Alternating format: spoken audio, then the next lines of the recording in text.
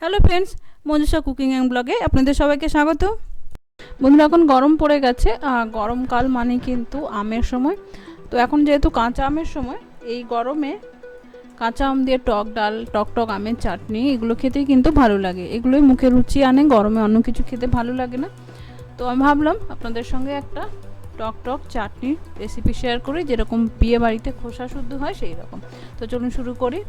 প্রথমে আমি এখানে একটা বাটিতে জল বসিয়ে নিয়েছি, জলটা ফুটছে, আর এখানে আমি আমটা এইভাবে লম্বা করে খোসা শুদ্ধ কেটে নিয়েছি। চাইলে আপনারা একটা আমকে 4 ফালি করতে পারেন। আমার আমটা একটু বড় ছিল, তো তাই জন্য একটুখানি এরকম লম্বা লম্বা করে কেটে নিয়েছি। আমি খুব বেশি করছি না, কারণ খুব বেশি টক আমের চাটনি আমাদের বাড়িতে খুব একটা পছন্দ করে না। আমি যেহেতু খুব ভালোবাসি তাই জন্য করছি। তো দিয়ে দিলাম একটু নুন, দিয়ে এটা জাস্ট 1 মিনিট একটু ফুটিয়ে নেব। ফুটিয়ে নিলেই কিন্তু নরম হয়ে যাবে। দেখুন এরকম 1 মিনিটে কিন্তু ভালোই সেদ্ধ হয়ে গেছে। যেহেতু আমটা খুব টক, তো আমি জলটা ফেলে দেব। এবার এদিকে একটা কড়াইতে নিয়েছি সর্ষের তেল 1 চামচ মতো। চাটনিতে কিন্তু খুব বেশি তেল লাগে না, তাও আমার একটু বেশি হয়ে গেছে, আর চাইলে একটু কম দিতে পারেন। দিয়ে দিলাম একটা শুকনো লঙ্কা আর একটু সর্ষে। আমি এখানে সর্ষে ফোড়ন দিলাম। আপনারা যদি মনে করেন 5 ফোড়ন দেবেন তাও দিতে পারেন। অনেকে দেখেছি চাটনিতে 5 ফোড়ন দেয়। তো যাই হোক, সর্ষে আর শুকনো লঙ্কাটা ভালো ভাজা হয়ে গেলে একটা বেশ সুন্দর গন্ধ বেরোবে। তো সুন্দর গন্ধ বেরোনো হয়ে গেলে আমি এতে দিয়ে দিচ্ছি একটু হলুদটা আগে দিয়ে দিচ্ছি এই কারণে, যাতে করে চাটনির মধ্যে কাঁচা হলুদের গন্ধটা দিচ্ছি আমগুলো। এবার আমটা আমি 1 মিনিট মতো তেলে একটু ভেজে নেব। 1 মিনিট মতো ভাজার পরে আমি দিয়ে দিচ্ছি জল।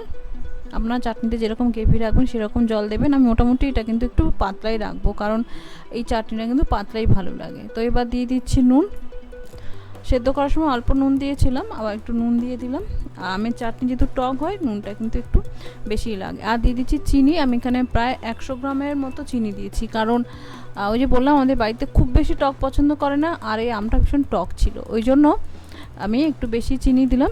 এবার চিনিটা দেওয়ার পর চিনিটা গলে যাতে গ্রেভিটা একটু ঘন হয়, একটু আঠালো ভাব হয়, তার জন্য আমি মিনিট 5 কম আঁচে ফুটিয়ে নেব, যাতে আমের ভেতরেও মিষ্টিটা ঢুকে যায়।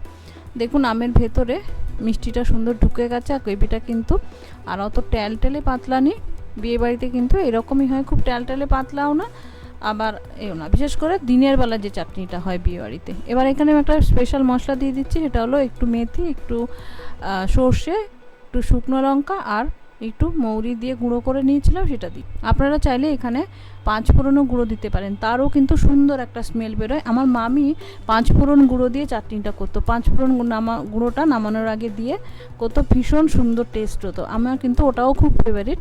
তো ভাবলাম এটা যেহেতু আমার শ্বশুরবাড়িতে এইরকমই করে, তো আমি এরকম করলাম।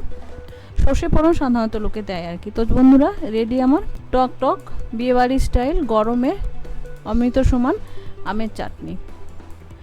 আশা করি আপনাদের ভালো লাগবে। বাড়িতে অবশ্যই করে এই সময় করবেন, তাহলে দেখবেন শেষ পাতে আপনার মুখে রুচি ফিরে আসবে, খেতে ভালো লাগবে ভাত গরমে। ভালো থাকবেন, সুস্থ থাকবেন। নমস্কার, ধন্যবাদ।